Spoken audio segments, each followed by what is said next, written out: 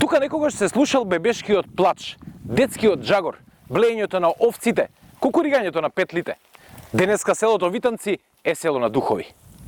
Пред точно 40 години се иселил и последниот жител на ова село во општина Чашка на 12 километри од Велес. Ниту плодната земја со која изобилува атарот не ги задржала луѓето тука. Барале живот во град, работа во фабрики, школување во убави училишта до кои нема да пешачат или да патуваат на коњи и магариња. Рурална Македонија се празни, но никој не знае колку села од вкупно 1645 денес како Витанци се села на духови. Според последниот попис од 2002 година, 145 се целосно иселени. Но од тогаш до денес бројката е зголемена, вели експертот по рурална социологија професорот Јорде Јакимовски. Состојбата треба да загрижува овие тенденции што се случуваат. Значи, како што спомнав, имаме демографско празнење на селото. Во просек се празна селото. Имаме старење на селото. Во селото Витанци по Втората светска војна живееле 130 жители кои што се занимавале со земјоделство. Земјоделските задруги во минатото колку толку успевале да ги задржат луѓето на село, оти им гарантирале сигурен пласман на производите. Но во 80-тите задругите почнуваат да згаснуваат. И наместо преку нивно окрупнување да се обиде да ги врати назад, државата со нејзиниот игнорантски однос дополнително ги опустоши селата. Професорот Јакимовски вели дека Македонија 30 години води погрешна рурална политика. Законите се носени во прилог на развивање на аграрот, а не на селото. Поради тоа, денес селата продолжуваат да се празнат, а младите својата иднина, освен во градските средини, најчесто ја бараат во странство. Не сака да се занимаваат исклучиво со земја. Тоа е погрешна политика. Треба да го развиваме селото преку создавање на додадена повисока додадена вредност. Односно да може да се вработуваат во друг сектор, а земјоделието да биде како дополнителен приход во самото домаќинство.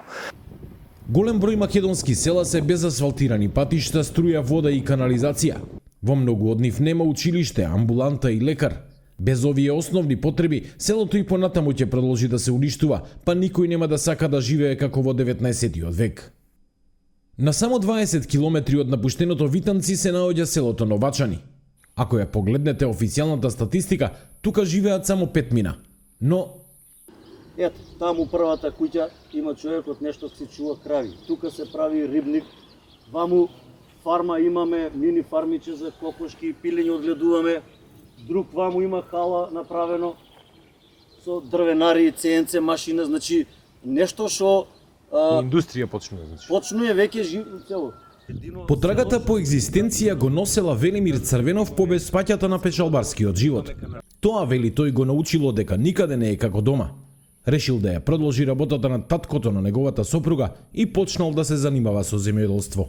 Јас си го најдов мирот, не знам за мене лично кажувам, која пара да ми ја понудат, ја не би отишол да работам негде у странство. Работам со народ, сум у град, да, меѓутоа ради екзистенција.